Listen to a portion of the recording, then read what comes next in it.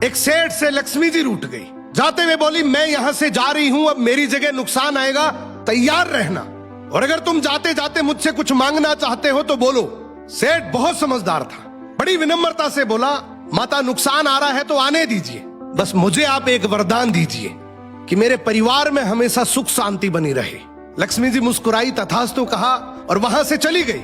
अब उस सेठ की 4 बहुएं थी। कुछ दिनों बाद सबसे छोटी बहू खिचड़ी बना रही थी।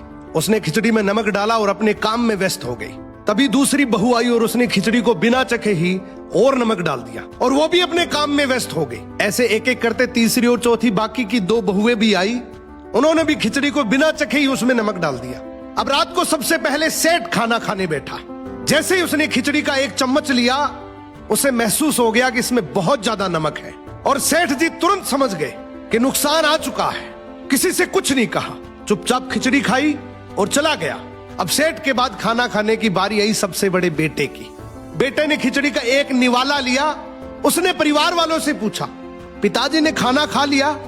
उन्होंने कुछ कहा? तो बाकी सबने जवाब दिया, हाँ पिताजी ने तो खाना खा लिया, लेकिन किसी से कुछ नहीं कहा। तो बड़े बेटे ने भी चुपचाप खिचड़ी खाई और चला गया।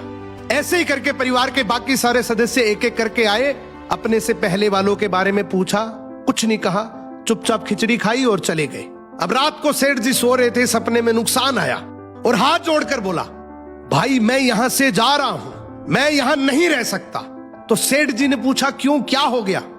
नुकसान बोला, तुम सबने मिलकर 1 किलो नमक खा लिया, पर मजाल है कोई किसी पर नहीं चिल्लाया, किसी ने गुस्सा नहीं किया, सब शांत रहे।